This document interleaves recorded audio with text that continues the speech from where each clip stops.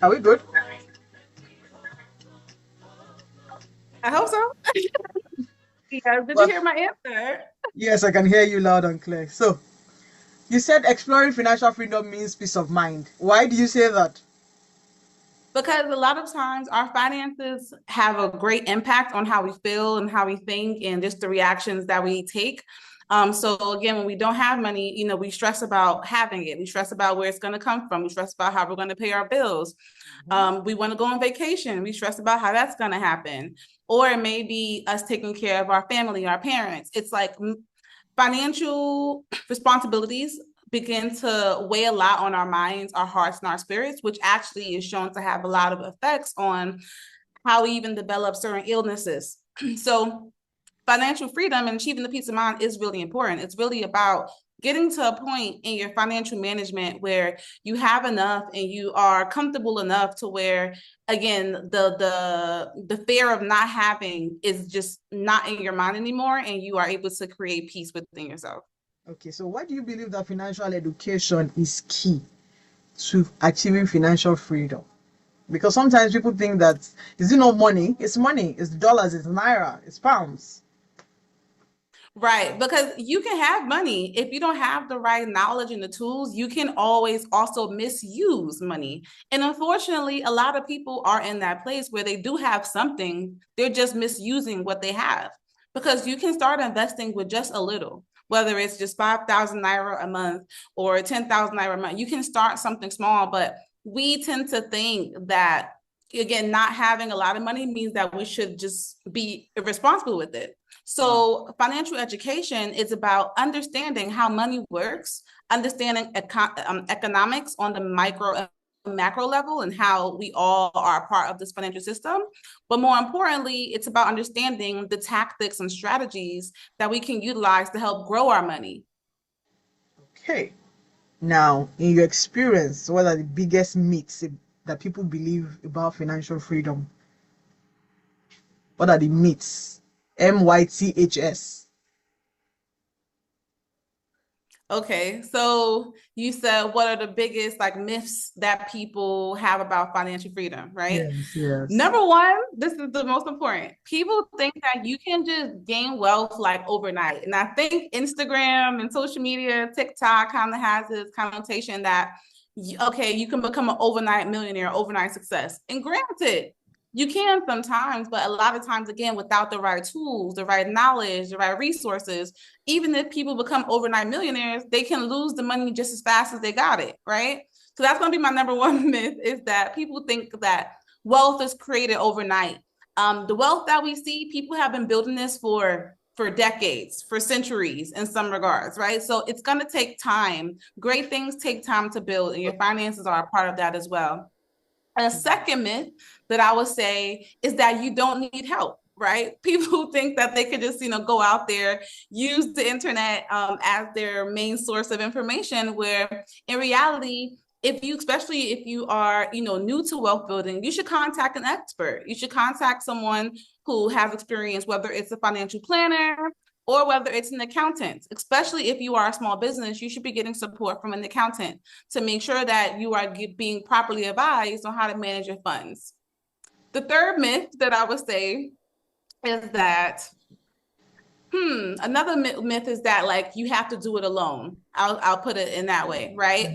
So as aside from getting help to build wealth, like say for example, you want to start a business or invest in real estate. Sometimes we need to also open up our minds to seeing how we can leverage the people around us, whether it's people who are in our family or our close friends. But we can also make great strides in wealth creation if we collaborate and partner with people in our community to make sure that the steps that we're taking are a lot stronger because it's more adhesive because it's not just us doing it. We have support from other people as well. Okay, now, what is it about tax? A lot of times we don't like to pay tax. Tax. Yes. Yes. So taxes, okay, we all hate paying taxes. It is what it is, right? Why must you Like, pay tax? you know, we must because the thing about it is paying taxes is actually supposed to be Us contributing to a pot that the government is managing, but that pot is supposed to be able to go to funding public projects such as public infrastructure. So this is how a lot of our roads are created, right? Our roads, our bridges, et cetera, public transportation. Also public parks, like, making sure that our kids have somewhere to play and grow up. Also funding public education from schools to libraries. And then we have public health. If the government is subsidizing a bit of our hospital bills. But long story short, like the way tax is supposed to work is that we all contribute a bit into this pot, and then that pot now can fund the things that allow us to live more comfortably together and allow us to be able to, have ease of transportation, ease of education, ease of healthcare. But the thing about it is that a lot of individuals, we are so unaware of how the tax code works, or how to actually hold those individuals responsible to making sure that those projects are being properly funded, right? So then we end up like hating the government because our roads are still not done, but they want to tax me. But the real work happens in making sure that you hold those parties accountable to doing what they need to do. And I feel like, especially in Nigeria, because we're going through a period of tax reform, I do believe that us educating individuals, especially the youth, about the importance of the tax code, paying tax, and how it can be utilized as a tool to build a better and more a more sustainable future. But for that to happen, they also have to be tax educated and also hold those people responsible to making sure that those funds are going to where they're supposed to be going. Okay, now having worked with different creative business owners and people generally, how do we shift people's mindset from earning money to building long-lasting wealth? Should I take that again? Yes. So that's a great question. And really it comes down to a lot of us operate on a day-to-day type of schedule, right? I just need to wake up today and make enough today to cover my bills today, right? So wealth building is a long-term game. It involves thinking honestly at a minimum of 5 years into the future, right? Like you have to put plans in to make sure that you have, number one, a goal. So like, what is your wealth goal? Is it to, purchase property? Is it to have a business to where you are a little bit more passive? Like, what is your wealth goal? But make sure that the goal is big enough to where it'll take seemingly 5 years, right? So, and have that in mind, because now that's going to shift how you operate day to day, right? Because now, rather than thinking about just my bills from day to day, I know that in addition to that, I need to be saving X amount of dollars every single day or every single week, or every single month to make sure that I'm doing what I need to do to invest in my 5-year goal. But investment also isn't just monetary. We also have to invest in knowledge as well. So even if, again, we're operating day to day, it's shifting our mindset to maybe today I need to read this book to help me prepare for the person I need to be, to make me allow myself to evolve into this person that's needed to achieve my 5-year goal, right? So again, it's shifting our mind. Like we want to expand beyond thinking about now and incorporate, again, a goal that's big enough, that's large enough, that's going to make sure that we are stretching ourselves in our day-to-day, our week-to-week, to align ourselves to achieve the wealth that we desire. Okay. Now, so far, and let me pause on the hard questions. And what is it about finances? What is it about finance that gets to you? Yes. To me, so again, I grew up in the Bronx, New York. That's where I'm from. And, if we look at just a lot of communities throughout the diaspora, so whether it is, again, the Bronx, New York, or Brooklyn, New York, or Lagos, maybe it's Nigeria. Lagos, Nigeria, anywhere. Like my issue is that I am just so tired of seeing our people have to like hustle and bustle so much, have to stress ourselves about finances. And the thing about it is like the wealth code was created with the haves in mind and the have-nots like left out. And then what happens is that over time, it continued to evolve to where people are now capitalizing off of the ignorance of the majority, right? So we get upset like, oh, just 1% has all of the wealth and the rest of us are out here struggling. But it's because we are not prioritizing at least being able to understand the knowledge that the 1% was hiding from us. And honestly, as of 2010, once we blasted into the information age, a lot of those secrets that they were keeping from us is now accessible through the internet, right? We can spend our time online scrolling through TikTok or Instagram, but we really need to spend our time thinking about how we can increase our financial literacy and acumen, and also leverage things like group economics to help accelerate how we close this wealth gap. So for me, financial literacy and education and wealth creation is so important for our people, because I want to see us having a good time. I want to see us out being able to enjoy life, party, but also doing that with a financial peace of mind, doing that knowing that we already have invested for our future generations, doing that knowing that everything is taken care of, rather than, going out and partying and, okay, you have to wake up tomorrow and hustle bustle because you got your bills to do. So and so far, what are your testimonials in terms of working with people to change their mindset to ensure that they are on that journey to building long-lasting wealth? Yeah, so just so many. Like, I have clients that come to us that they're maybe first just straight out of college, and they're getting their first good paying job, and they just don't know what to do. And I'm grateful that they come to us, because we can now better advise. So again, the first thing that we do, even before we allow them to set goals, we have to understand what their relationship is with money. For a lot of us, money is not taught in our households. We ain't talking about money at the table, at dinner. Why do you think so? Why do you think money is not being taught at the tables of the house? I don't. Okay, from my theory is that it's not first nature to us as a people. Like us as Black and brown people, like, we are very much, again, like, community based and Community. community based. Yeah. A lot of other races, not even a lot of other races, but the race that, control a lot of the wealth, like, they have money conversations at dinner. Like, dinner is, okay, John, how was your stocks performance today? Okay, Margaret, how is your business doing over here? But we just haven't had those conversations in our households. But it's time for us to actually start doing that and introducing that. But really, once we break that down and understand that a lot of us don't even have a proper relationship with money, the first step into allowing the client to help build wealth for themselves is dissecting that and then working on that. Okay, you never talked about money before, but let's have it be a part of your day. Every day, write down what your intentions are, and your finances are included. Like, today, I want to go out and I want to make 10,000 naira today for my small business. Like, that is my goal. And then we have to be intentional about welcoming money into our universe. Like, and that's what we haven't done. So testimonials, yes, we have to let the money come. We have to attract it and allow it to flow to us. Okay. Testimonials could be things like that. And I work with recent grads that don't know what to do.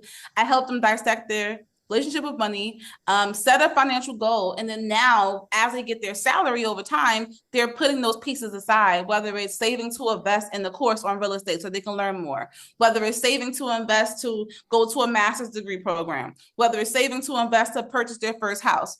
And I have so many clients that were able to purchase their first house within 2 to 3 years after working with us, because yes, setting the goal is important, but the action items include things like filing your taxes, having a savings, and figuring out how you're going to finance the project. But we have a lot of success with clients that are individuals that build wealth through real estate and investing, but also our small business clients have a lot of success as well, because financial management is also key for small business success, right? A lot of times small businesses think they can just skip over doing their accounting or their tax, and it's like, no, it is an instrumental part to how you can evolve and develop as a small business. You need to be able to be in compliance to be able to gain access to funding, number one. And funding typically is needed for you to scale, right? Or even if you want to self-fund, you have to understand what's working and not working in your business. And you can only understand that from doing your actual accounting.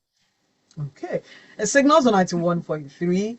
My name is Adewunmi Oshodi, and we're discussing exploring financial freedom with Sheneya Wilson.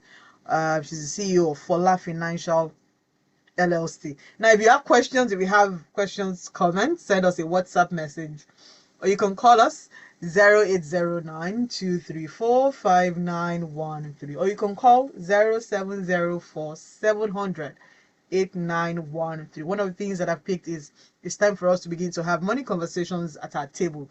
Beyond praying is let's start having money conversations. But but that's true. A lot of well, we're Nigerians, proud Nigerians, and we rarely have those conversations because again it's dinner table while we having money conversations at dinner table, right? So she's saying that it's time for us to begin to have, but won't that put a lot of pressure on everybody at dinner table? What do you think? It would, but if you think about it, it allows us to hold ourselves accountable. And who else would we want to build wealth with besides the people that we're eating with, our family? Who else should we build financial wealth with? Family. Interesting. It signals on 91.3. Call us, send us messages. Our friends, right? Now, wait, hold on. You're saying who should we rather build wealth with? With our family, friends? Some would say, okay, so we're building, okay, all right. But here's the question I'm going to ask you. Again, centering around family, friends, and the larger populace. When we're building wealth, what should be the character of the people that we want to build wealth with? That is a great question. And of course, I know I said family and friends, but that doesn't mean that everybody gonna go. Yeah. It don't mean everybody gonna go. Everybody does have to have a similar mindset because we know that some people are stuck in their old ways of how they think, and that's not going to be productive to what we're trying to achieve. So people need to be serious, right? And how do we assess that mindset? It's about their actions. So what some of our clients do is like try small things. Say, for example, let's just start a family savings pot, right? Every single week, we all put in 10,000 naira into the family savings pot, right? That's our first thing to do. If we see that by week 3 or week 4, we have a cousin over here, oh no, this week, I had to then maybe that person is not going to be a good person to do the bigger goal, right? But I think with us as Black and brown people, because our people, again, we haven't had a proper relationship with money, we do need to be a bit more gracious in regards to like how we work with each other, but at the same time, like do small things to test and see the seriousness of our people, right? So the mindset is people who are serious, people who are going to be want to be held accountable, people who are going to be honest as well. Honesty is very, very important, and being transparent in regards to like, well, what's going on?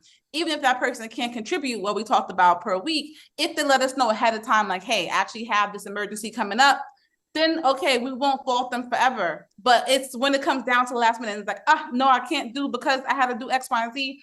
It's about responsibility as well. And then, I think those are like some of the key traits that we need to keep in our people. It's about people who are dedicated, responsible, have a proper mindset, and are going to actually do the thing. Okay. So we have a message here, and it says that, how do I become financially free if I'm going to be starting with zero? So it says, if someone is starting from zero today, what's your best advice for building financially free future? Yeah. So typically we're never really starting from zero when you think about it. What does starting from zero mean? None of us started from zero, right? We all live somewhere and we all eat every day. So it's not zero. It's time to do 010 so that we can start to save.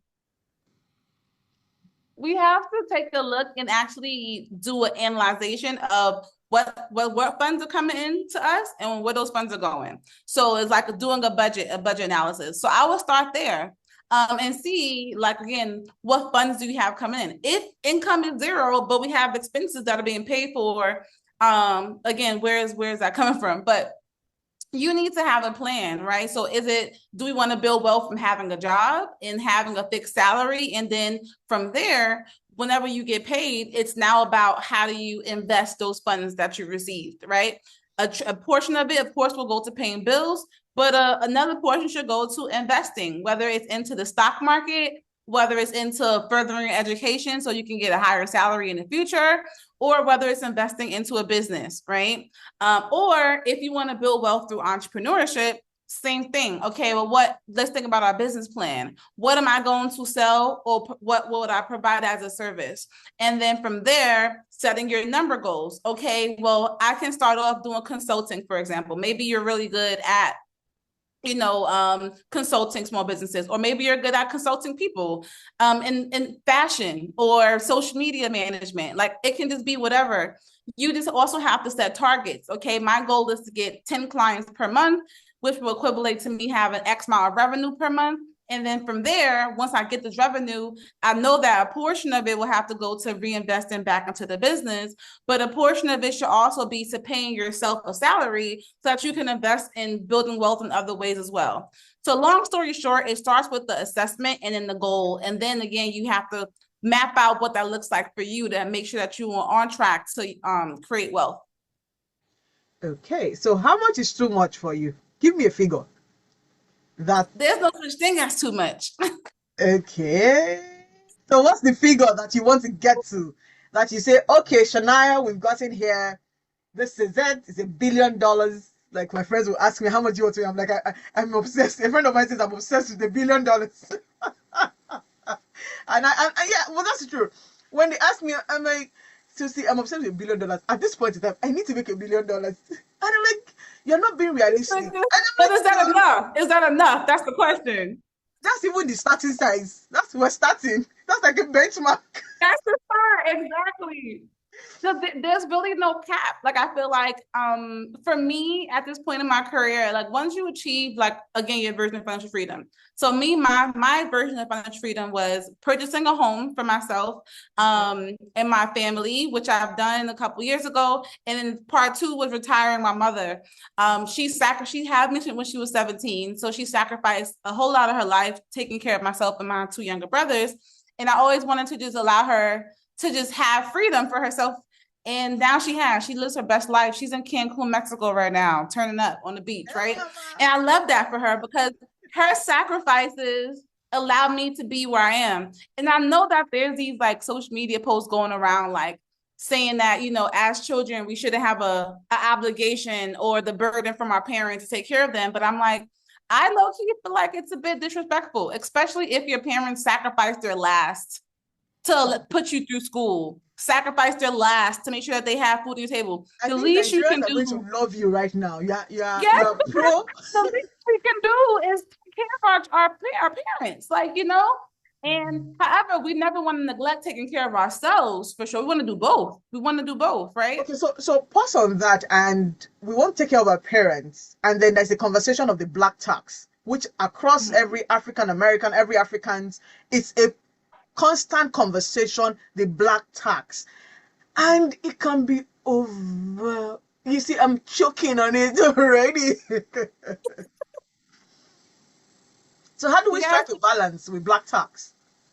Just how we strike a balance with our other taxes, right? It's just a portion. It's a portion of what we'll pay out. It's not everything, right? So remind yourself that it's not everything.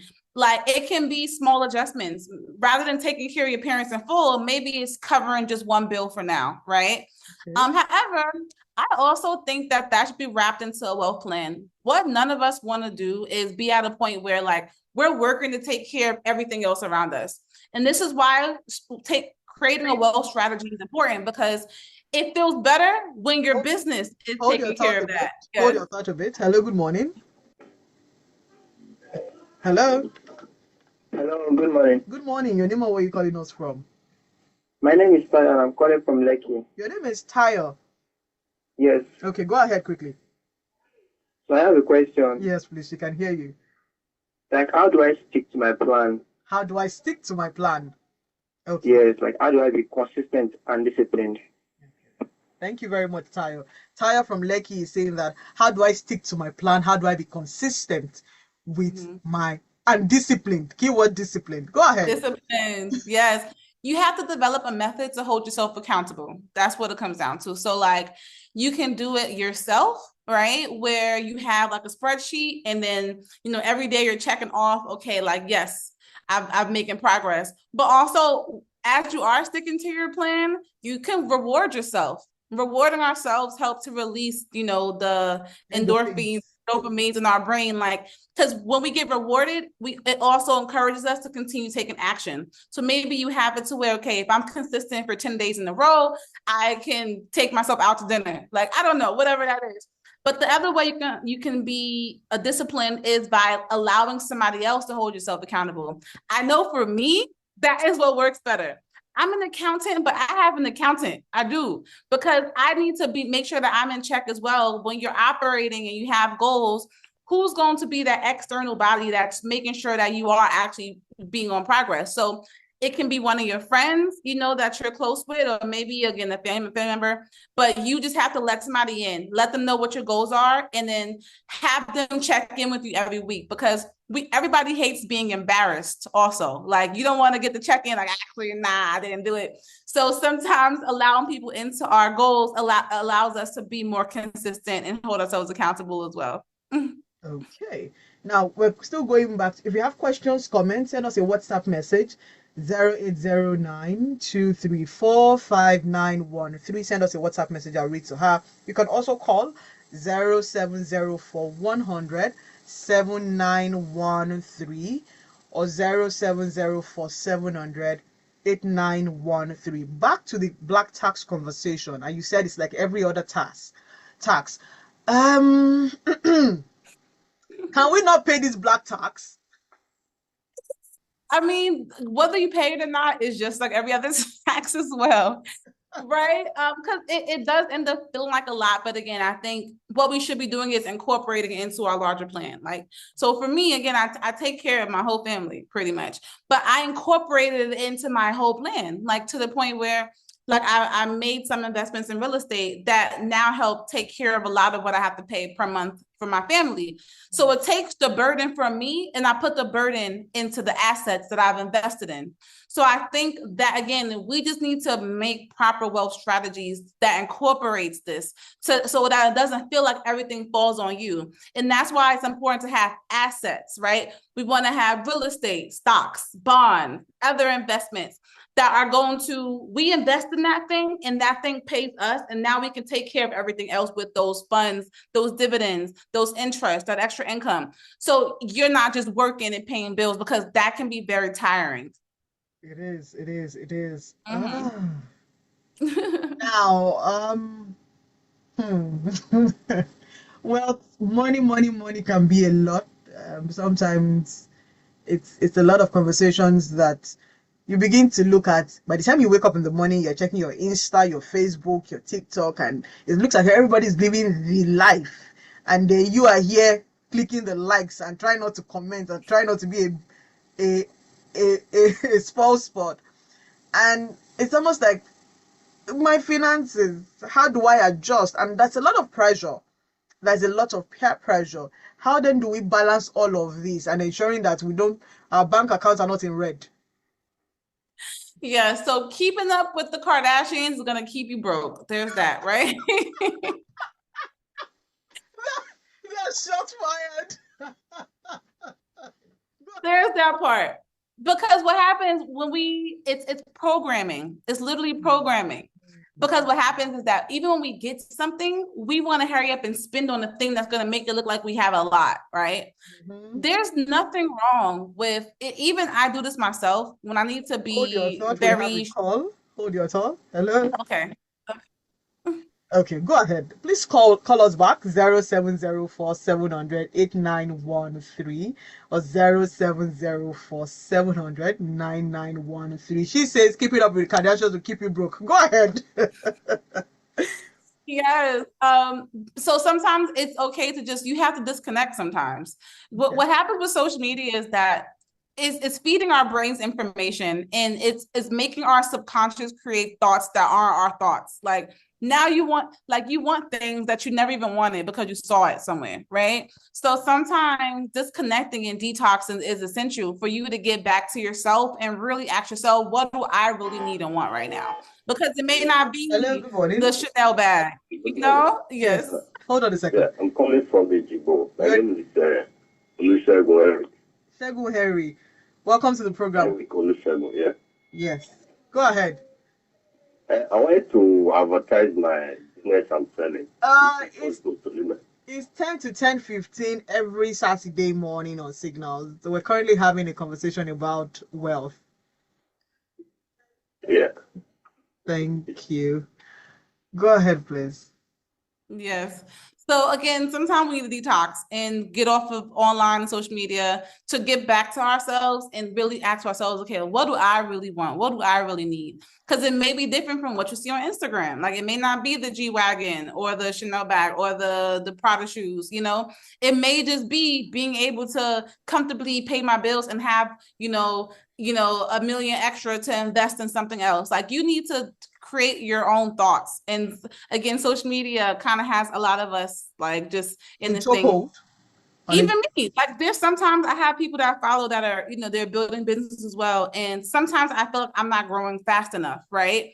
So I detox. I just go offline for a month and remind myself that God gave me a purpose and a mission that is specifically for me. So me watching people online do other things and look like they have a lot quicker, first of all, you never know what's going on in the background. People can make it look like they're working hard to create wealth for themselves when really they're trust fund bababies. They have parents that are very rich or have a spouse that's funding their business. I haven't had the luxury. I've done everything by myself. I haven't had no one invest in me. I've invested in myself since I don't even know, like 17, 19, 20. Hold on a second. So, but good morning. I can't compare, No, okay. Can't. Hello? Anybody home?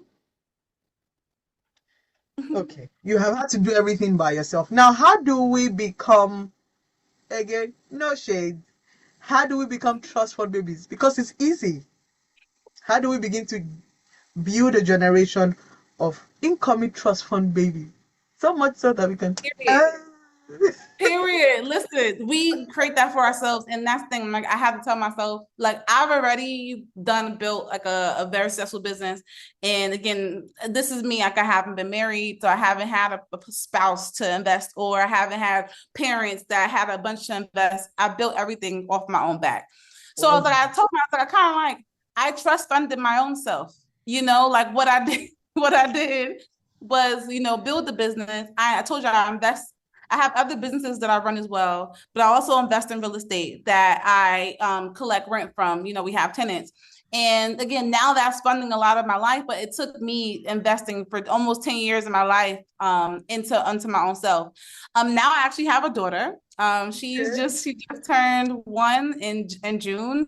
And that's my goal is how do I create her to be a trust fund baby?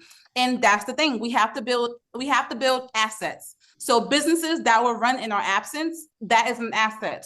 Having investment, 401k, retirement plans, life insurance, and also real estate. So I have all of those things. I've been doing this before I even have my daughter, but now that I have her, I am going to structure it to where these assets are in the trust, and then she will be able to be the beneficiary. But of course, the good thing about having a trust as well is that you can also set the rules to where I can say she can't access these funds until, she achieves, I don't know, something. She can be 21, 21. But even at that, I can make it a requirement to where she has to have taken a financial literacy course or a class. But you can specify, because what we don't want to do is hand the wealth down, and the next generation just fumbles the bag. And like now the wealth is gone. No way. We're too Africans to. We'll be sending countries and praise. Okay. Now, finally, before we wrap up, you've traveled to different countries, to different African countries. What do you think stands out with wealth, with money across African countries that you've been to? Yeah. So what stands out to me the most? People always asking like, why are you like just so so invested in like Africa and Nigeria specifically? And for me, it's the hustle culture. That's what stands out to me. We're tired of hustling. Like we're really tired of hustling. Please. The about it is that like what is missing is organization, right?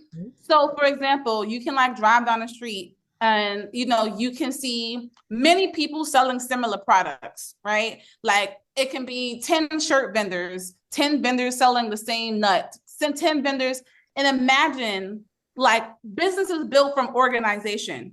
When you're hustling by yourself and not building, you end up hustling every single day. But businesses are built through organization. So like one of my goals, and again, what stands out is that knowing that in America specifically, like small businesses power 80% of our economy. Small businesses provide the most jobs in America. In countries that I visit in Africa, I would love that to be the reality as well, to where these amazing, entrepreneurs are able to organize and provide more jobs for their community. Nigerian entrepreneurs are building. You say 80%, 90% of the job. Yes, and I always say, because I speak to entrepreneurs almost every time, and they share grit every morning. And the fact that they see where sometimes I'm like, can we just rest and just celebrate these entrepreneurs every day for just employing one person, providing structure, even with the policies that wants to drain the youth.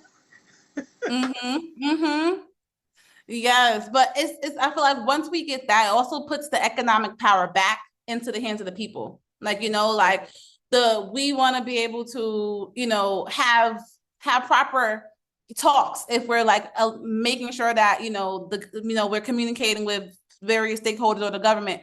It's easier to have those conversations when things are organized on the grounds. So I do think that strengthening small businesses and organizing them and allowing them to just have a lot more structure and power is key to just ensuring that the economy will be more favorable for them as well as they grow in the future. Okay, then. Finally, yes, very, very, very, very special thanks to Larry for making this happen, because it was really on my case. Larry was really, Oshodi, you need to have it. I said, okay, yes, yeah, we are. In your opinion, what's the biggest mindset shift needed to achieve this long-lasting wealth? Because you have grown, you're still on that journey. You're ensuring that a daughter is not going to spend the money that we use all of our time to. Yes, I think the biggest mindset shift is you have to remind yourself that we were born in abundance, right? This world somehow tricked us all into being in survival mode. When in reality, before all of this stuff was constructed, before all of these organizing happened with people and government and this, we were born into abundance. God didn't forget us a place to put our heads at night to sleep. The earth is here. God didn't forget to give us food and water to drink. The earth was here, but this system that is designed has also tricked us to thinking that like we have to operate out of this mindset of scarcity. And that is the issue as to why a lot of us are cheap. We don't want to invest in ourselves. We don't want to invest in anything because we're operating out of this mindset of scarcity, when in reality, we were always meant to operate out of abundance because we are destined to receive abundance. So once you open yourself back up to that, it changes how you view everything. Bills should no longer stress you out. You shouldn't be worried about your next job. You should just know that, again, God wouldn't ever fail you. He put you here and he's going to provide, but you have to be open to receive, which starts with your mindset. Okay, then. Finally, somebody sent in a message. What systemic challenge still stand in the way of financial freedom for many communities? Ooh, that's a big one. Honestly, the most, again, I'm just going to say education. That's the biggest one. Like what we learn in our schools is going to be very different from what people learn at, private institutions that are funded by these families that have wealth for years, right? So I would say education is our biggest systemic problem. And we need to pay more attention to investing in that more of ourselves rather than depending on the system to do it. Because why would they educate us on these things if they want us to stay impoverished? Like it wouldn't make sense, right? So we want to make sure that we are investing in education. I think that's taking the systemic problem and putting it into the hands of the people. Okay, then. Thank you very much. My time is up. Thank you so much, Sheneya Wilson of Fuller Financial. Yep. Well, till we come your way again next week, Saturday, to everyone who's listened in, and to Signals Market Callers, please, it's 10 to 10:15. I'll be right here next week, God willing. Till we come your way again next week, Saturday, like we always see on Signals, Drew again, create opportunities for people. Again, people will be people. Keep creating opportunities. Have a wonderful week, and God bless. Thank you very much. so nice. Thank you. Thank you too.